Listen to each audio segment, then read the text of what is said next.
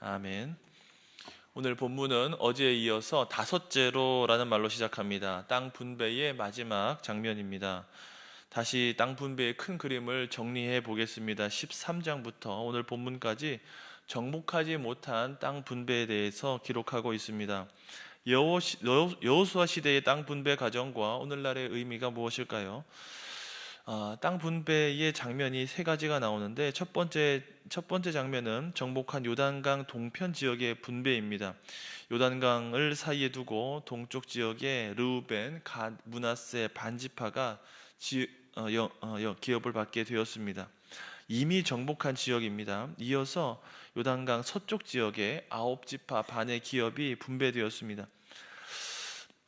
13장 7절에 보면 이 땅을 아홉 지파와 므낫세 반지파에게 나누어 기업이 되게 하라라고 했습니다. 그러니까 하나님께서는 동편 지역의 땅을 분배하기 전에 이미 서편 지역 땅 분배에 대해서 말씀하신 적이 있습니다. 두 번째, 세 번째 이러한 서편 지역의 분배가 중요하다라는 것이죠. 서울에는 강남이라고 할 수 있을지 모르겠지만 여호수아에서는 강서 지역이 핵심입니다.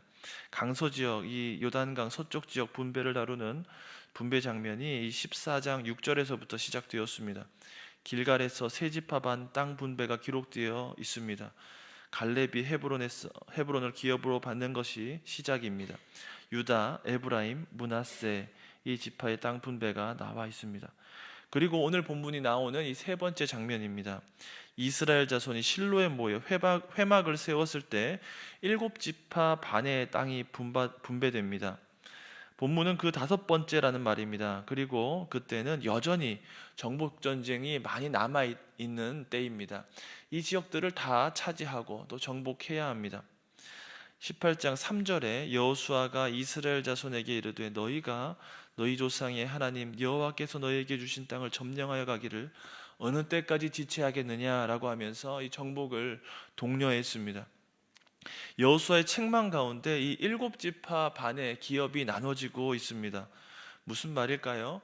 정복하기도 전에 이미 다 땅을 분배했다는 겁니다. 정탐꾼이 가져온 이 지도를 땅의 일곱 부분으로 나누어서 제비를 뽑았습니다. 이러한 땅 분배와 정복 전쟁 가운데 우리가 가져야 할 기본적인 자세를 알 수 있습니다. 이 핵심 강 서쪽 지역의 분배 기록은 갈렙의 기업으로 시작해서 여호수아의 기업으로 끝나게 됩니다. 당시 기점으로 45년 전에 가데스 바네아에서 가나안 땅을 정탐했던 갈렙과 여호수아만이 12지파와 함께 기업을 갖게 되었다라는 것이 부각되어 있습니다. 기본적으로 가나안 정복 전쟁은 믿음의 전쟁입니다. 그 땅을 주시겠다라고 약속하신 하나님을 믿는다는 것을 기본으로 전쟁이 치러지는 그런 전쟁입니다. 믿음의 전쟁이요 순종의 전쟁입니다. 그때에 하나님이 주시는 기업을 누리고 그 땅에서 안식하게 되었습니다.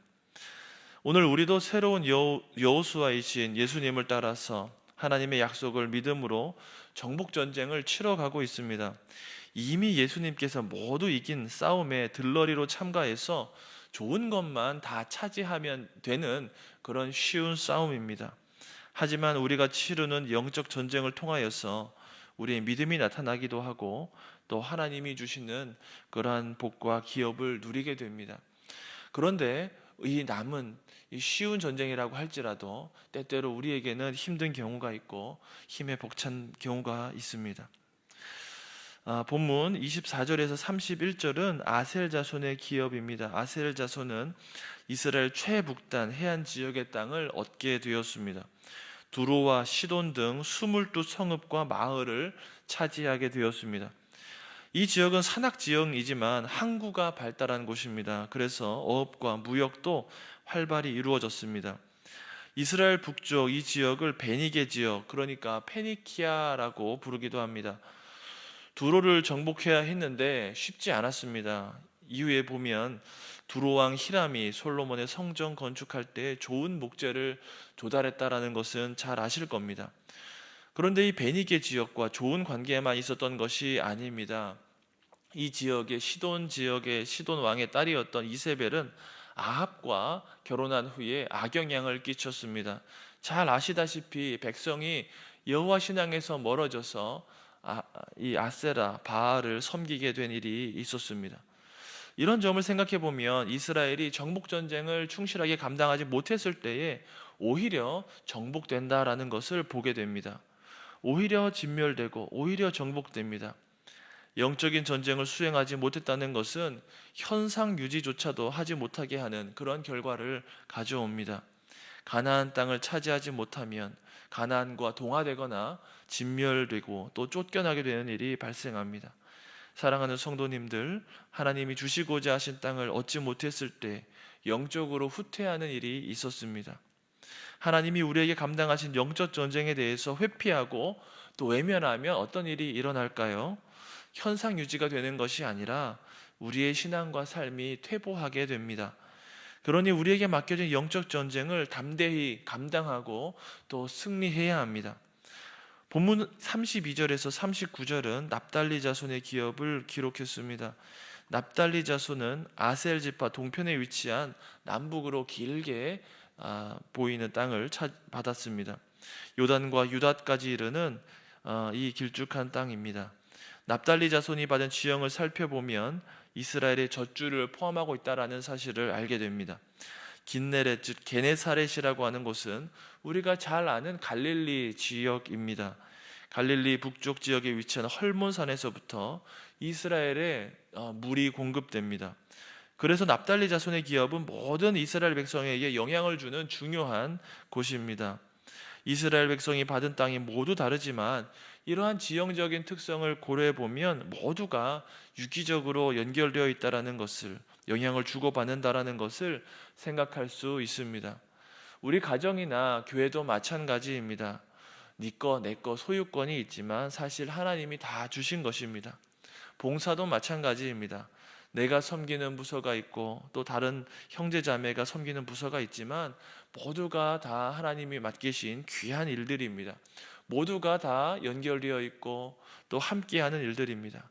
함께하고 협력하는 일이 중요하죠. 40절에서 48절은 단 자손의 기업을 기록했습니다.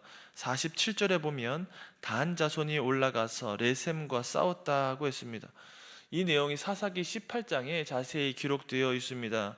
레셈, 이 지역의 다른 말은 라이스입니다. 오늘 본문의 레셈을 사사기에서는 라이스라고도 불렀습니다. 사사기 18장 7절에 보면 거기 주민들이 평온하게 살고 있었다라고 기록했습니다. 사사기 18장 7절에 이렇게 기록되어 있습니다. 5사람이 떠나 라이스에 이르러 거기 있는 백성을 본즉 염려 없이 거주하며 시돈 사람들이 사는 것처럼 평온하며 안전하니 그 땅에는 부족한 것이 없으며 부를 누리며 시돈 사람들과 거리가 멀고 어떤 사람과도 상종하지 아니함이라. 이 기록을 보면 5 정탐꾼이 단 지파의 정탐꾼이 라이스를 정탐했을 때 가나안 주민들이 부족함이 없고 또 평온하게 살고 있었다라고 기록했습니다. 그런데 그런 곳도 하나님께서 정복하라고 주신 곳입니다. 단 지파는 이곳을 정복한 후에 라이스라는 지명, 레셈이라는 지명을 단이라고 바꾸었습니다. 자기 지파의 땅이라는 말이죠. 헐몬산 남쪽에 있는 이스라엘 최북쪽 지역입니다. 그래서 이스라엘 지형을 설명할 때 단에서부터 부엘세바라고 표현합니다. 그 단이 이 단지파의 땅을 말하는 단입니다. 할라에서 백두까지 이런 말을 이스라엘식으로 표현하면 단에서부터 부엘세바까지입니다. 그런데 이 단지파가 이후에는 급격하게 쇠퇴하게 됩니다. 사사기 1장에 보면 아모리 족속이 단 자손들을 산지로 몰아넣고 내려오지 못하게 했다고 기록했습니다. 사사기가 역사 순서대로 기록되어 있지 않기 때문에 오해하지 말아야 합니다. 사사기 18장 이후에 또 사사기 1장의 역사가 이어집니다. 단지파도 하나님 주신 땅에서 살지 못하고 오히려 남쪽으로 이동하게 되었습니다. 그래서 이 지역의 블레셋 족속을 물리치지 못했습니다. 성경 지도를 보면 하나님께서 주신 단지파의 원래 땅은 저 북쪽의 땅인데 단지파는 밀려가다가 남쪽으로 거주해서 살게 됩니다. 실제로 이스라엘 최북단에 단이 위치하는데 단지파는 이후에 블레셋에 밀려서 엉뚱한 곳에 자리 잡게 되는 것이죠. 참 안타까운 일입니다. 하나님께서 약속하고 또 주셨던 소라와 에스다올 지역, 요빠 맞은편 경계까지의 이 지역들을 다 잃어버렸으니까 말입니다. 하지만 단지파의 주민이었던 삼손의 부모는 이 약속을 붙들고 그 지역에 여전히 살고 있었다라는 점이 고무적입니다. 블레셋이 득세했지만 하나님이 주신 땅임을 믿고 그 지역에 살았던 이 마노아는 결국 아들 삼손을 통해서 블레셋과 싸워 이기는 것을 보게 됩니다. 단지파의 경우에 하나님이 주시고자 하는 땅을 차지하는 듯 했지만 이후에는 그 땅을 차지하지 못하고 밀려나는 것을 알고 있습니다. 그렇지만 하나님의 약속을 붙들고 약속의 땅을 차지하려고 할 때 대적을 물리치고 단자손의 땅에도 평안이 있게 되는 것을 보게 됩니다. 사랑하는 성도님들, 우리에게 맡기신 이 영적 전쟁을 성실하게 잘 감당해야 합니다. 우리가 이 영적 전쟁을 잘 감당하지 못한다면 단지파 사람들처럼 밀려나게 될 수도 있습니다.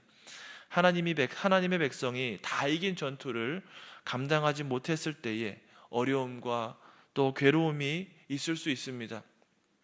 하지만 위기 가운데에서도 하나님의 약속을 붙들고 소망 가운데 하나님이 주시기로 하신 복을 사모하며 간구하는 삶을 살아가다 보면 승리와 평안이 넘치게 될 것입니다.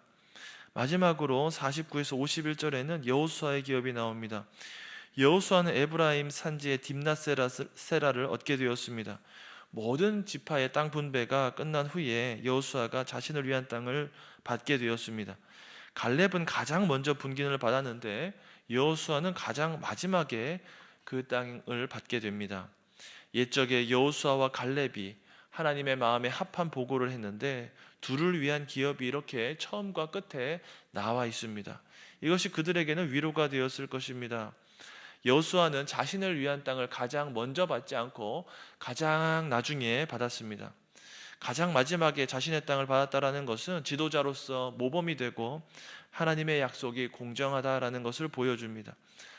우리나라 사관학교에 가면 어느 때나 이런 말을 배웁니다. 그 first in, last out이라는 말이 있습니다. 지휘관이 작전에 임할 때에 가장 앞장서서 투입돼야 되고 작전이 끝날 때에는 전장에서 가장 마지막에 나와야 한다는 의미입니다. 비교적 작은 임무라고 할지라도 지도자는 가장 앞서서 싸워야 하고 가장 마지막까지 애써야 합니다. 이러한 지도자의 본을 보여주신 분이 우리 예수님입니다. 예수님은 자신을 낮추시고 섬김의 본을 보여주셨습니다. 이 땅에 오셔서 죽기까지 순종하셨습니다. 세상의 많은 왕들, 지도자들이 어떠합니까? 영광스러운 자리에는 참석하려고 하고 힘들고 어려운 자리는 피하려고 하는 일들이 많이 있습니다. 가장 좋은 곳에 살고 가장 좋은 대접을 받습니다. 영광을 받으려고 하고 사실이라고 할지라도 비난 듣기를 싫어하는 일이 얼마나 많이 있습니까? 하지만 교회 직분자들은 또 그리스도인들은 여호수아와 예수님의 같은 모습을 생각하며 따라 살아가야 합니다. 가장 앞장서서 싸우고 앞장서서 봉사해야 합니다. 여호수아는 모세 곁에서 크고 작은 일들을 허투루 하지 않고 이 민족을 잘 섬겼습니다. 그래서 크고 위대한 일에 쓰임 받았습니다. 우리 예수님도 작은 행실 하나에서부터 우리의 귀감이 되시는 분입니다. 길가의 들풀 하나도 상하지 않게 하시고 이 땅에서 하나님께서 맡기신 일들을 잘 감당하셨습니다. 우리도 이렇게 작은 일부터 순종해야 합니다. 다른 사람들이 하찮게 여기는 일이라고 할지라도 이렇게 잘 감당하기만 한다면 좋겠습니다. 내가 이 일을 하고 내가 작은 수고를 하고 봉사하고 섬길 때 이 여호수아와 같은 섬김과 봉사가 드러날 때 우리 가족과 우리 공동체에도 하나님이 주신 복이 넘치게 될 것입니다. 우리 예수님의 마음을 가지고 또 생각하시면서 충성하시기를 바랍니다. 말을 맺습니다. 하나님은 우리에게 천국의 기업을 약속해 주셨습니다.